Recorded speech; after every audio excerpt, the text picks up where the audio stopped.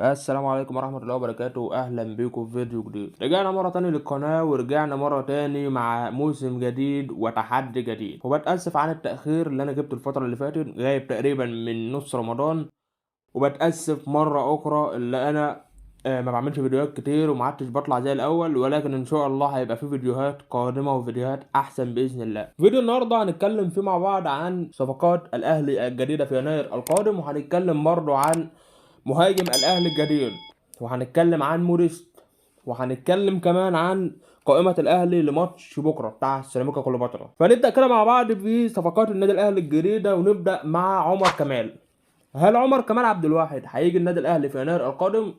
بشكل رسمي عمر كمال اهلاوي لمدة 3 مواسم ونص، وعمر كمال رسميا اول صفقات النادي الاهلي في يناير القادم. نيجي بقى كده للصفقة التانية، والصفقة الاهم حاليا للنادي الاهلي بعد عمر كمال عبد الواحد، وهو احمد فتوح. احمد فتوح زي ما قلت امبارح لاحمد فتوح بنسبة 90% اللي فوق 90%. احمد فتوح اهلاوي لمدة 4 مواسم ونص، ومش كده وبس، ده كمان موقع من زمان، كمان من زمان، من تقريبا من يناير اللي فات هو موقع على عقود النادي الاهلي، وموقع على 4 مواسم ونص، وتقريبا هياخد في الموسم الواحد 15 مليون 16 مليون جنيه. فكده دي تاني صفقات النادي الاهلي، وكده صفقتين تقال جدا جدا جدا. لسه في صفقات. عندك صفقه زي اسامه جلال، عقده هيخلص في يناير القادم مع نادي بيراميدز، يقدر النادي الاهلي يتعاقد معاه، وكولر كان حاطط الضوء عليه. قال لك اسامه جلال لعيب مميز، وبرضه اسامه جلال الناس اللي متابعاه من ايام وادي دجله، والناس اللي متابعاه من المنتخب الاولمبي عارفينه، مش بس مع بيراميدز، مع المنتخب الاولمبي وادي دجله الاهتمام ده عاوز سعادتك. نخش كمان على محمد حمدي برضه من اللعيبه الا العقد بتاعه هيخلص في يناير القادم، ويقدر الاهلي اللي هو يتعاقد معاه.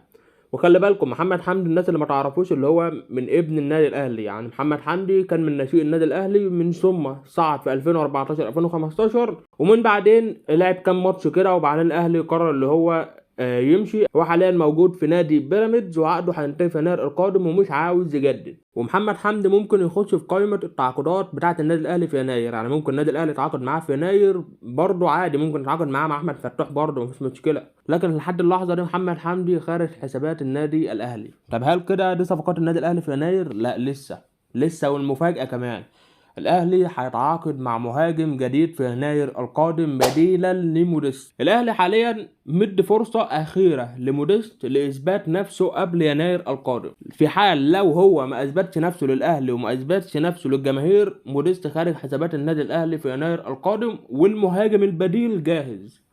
عندك اتنين، لعيب كان بيلعب في الاهلي ورحل، ولعيب حاليا كان جاي الاهلي قبل موديست. نبدأ كده في اللاعب اللي كان جاي قبل موديست، وهو سوزا. هو لاعب برازيلي ولعيب مميز جدا ولعيب خطير جدا. فسوزا ممكن يكون بديلا لموديست في يناير القادم، والاهلي كان هيتعاقد معاه، لكن المدرب بتاعه تقريبا كان متمسك بيه، وعقده هينتهي يعني قول في يناير القادم. ويقدر الاهلي اللي هو يتعاقد معاه، الاهلي بس هيدفع له فلوس العقد، مش هيدفع له اكتر من كده. فده موضوع سوزا والمهاجم البديل. لسه المهاجم التاني وهو وليد ازارو عقده هينتهي في يناير القادم، ويقدر الاهلي اللي هو يتعاقد معاه. احد المصادر المقربه من وليد ازارو اكد ان وليد ازارو مرحب بشده للعوده للنادي الاهلي، وخلاص عقده هينتهي في يناير القادم، ويقدر كمان اللي هو يمضي للنادي الاهلي، ويقدر كمان يمضي مع اي فريق. وهو مرشح بقوه للعوده مره اخرى للنادي الاهلي. وعاوز اقول لكم ان وليد ازارو عامل موسم اسطوري حتى الان، لاعب 5 ماتشات مساهم في 6 اهداف، سجل 5 وصنع هدف. فده كده موضوع وليد ازارو. طب في حال لو الاهلي ما عرفش يتعاقد مع سوزا او ما عرفش يتعاقد مع وليد ازارو، هيتجه لمين؟ عارفين طبعا مابولولو بتاع الاتحاد السكندري. مابولولو طبعا انا كنت قايل السنه اللي فاتت اللي هو الموسم الجاي لو لعب بنفس الاداء هيكون مرشح للاهلي وللزمالك، ولحد دلوقتي مابولولو مرشح للاهلي في يناير القادم. بس للاسف رئيس الاتحاد السكندري مش هيفرط فيه، لان هو لعيب حرفيا سفاح قدام المرمى، وبالتأكيد لو فريق معاه مهاجم زي ده مش هيفرط فيه بسهولة إلا بمبلغ يكون عالي حبتين تلاتة، وهو حاليا هداف الدوري المصري. فده كده موضوع المهاجم. وخلاص موديست قدامه فرصة من هنا لحد يناير القادم يثبت نفسه، ما أثبتش نفسه الأهلي هيفسخ معاه العقد، أو هيديله بقية مرتبه أو بقية فلوسه ويمشيه، ويتعاقد مع أي مهاجم تاني. ده كده موضوع المهاجم، وده قصة المهاجم وقصة الصفقات الجديدة بتاعت يناير القادم. نخش بقى كده في قائمة الفريق لماتش بكرة. طبعا الأهلي عنده ماتش بكرة مع السيراميكا كليوباترا في الدوري المصري. الماتش هيكون الساعة 4 العصر بتوقيت القاهرة، وهيتلعب على استاد المقاولون العرب. كولر أخد في قائمته محمد الشناوي ومصطفى شوبير وحمزة علاء في حراسة المرمى.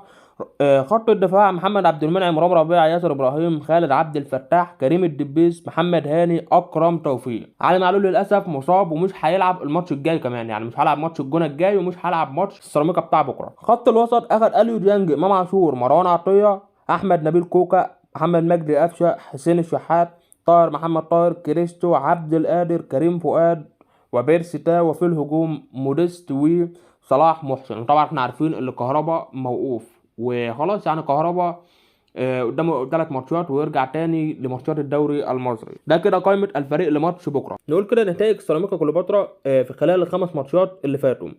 اول ماتش معانا في الدوري وهو كان الاتحاد السكندري، والاتحاد السكندري كسب سيراميكا كليوباترا بهدف مقابل لا شيء. تاني مباراه وهي فاركو وانتهت بالتعادل الايجابي بهدفين مقابل هدفين. تالت مباراة معانا وهي الداخلية، وطبعا سيراميكا كليوباترا كسب الداخلية 4-0. رابع مباراة معانا وهي طلائع الجيش سيراميكا كليوباترا وانتهت بنتيجة 1-0 طلائع الجيش. واخر مباراة معانا وهي المباراة الماضية بتاعت بيراميدز وانتهت بنتيجة هدفين مقابل لا شيء لسيراميكا كليوباترا طبعا. وعايز اقول لكم اللي هداف سيراميكا كليوباترا حتى الان هو احمد القندوسي، اللاعب المعار من النادي الاهلي سيراميكا كليوباترا، وهو اللاعب المتألق في سيراميكا كليوباترا حتى الآن، سواء في تسجيل الأهداف أو في صناعة الأهداف. وللأسف الأهلي أخطأ في رحيله، حتى على سبيل الإعارة أخطأ برضه في رحيله. أحمد القندوسي كان ممكن يفيدك في نص الملعب بتاع النادي الأهلي، كان يقدر يلعب ديفندر، يلعب مركز رقم 8، يقدر يلعب كمان مركز رقم 10، ويقدر كمان يلعب جناح أيمن. دي كانت غلطة من إدارة النادي الأهلي، كان المفروض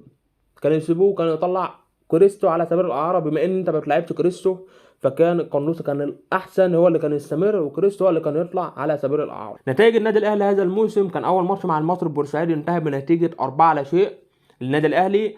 وتاني ماتش كان امام الاسماعيلي انتهت بنتيجه 3-1 للنادي الاهلي. واخر ماتش طبعا هو ماتش المقاولون العرب وانتهى بنتيجه 2-1 للنادي الاهلي. هداف النادي الاهلي حتى الان في الدوري المصري هو بيرسي تاو. تعالوا كده مع بعض نقول تشكيل الاهلي المتوقع لمباراه الغد، وبرضه هنقول الطريقه اللي كولر بيلعب بيها امام المنافسين حاليا.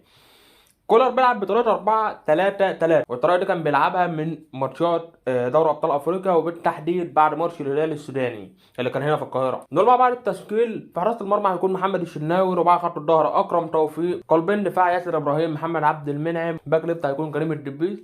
في نص الملعب هيلعب بديفندر وهو مروان عطيه، قدامهم ثنائي مركز رقم 8 وهو اليو ديانج وامام عاشور. قدامهم ثلاثي هجومي، بيرسي تاو على اليمين، حسين الشحات على الشمال، مهاجم وحيد ومفشل اللي هو حاليا هو انطوني موديس. على الجانب الاخر سيراميكا كليوباترا بيلعب بطريقه 4-2-3-1، وغالبا بتتحول الطريقه ل 4-2-2-2. وبس كده، وبكده يكون وصلنا لنهايه الفيديو. اشوفكم على خير باذن الله بكره بعد ماتش الاهلي امام سيراميكا كليوباترا وماتش الزمالك امام بيراميدز. وبس كده، اشوفكم على خير، مع السلامه.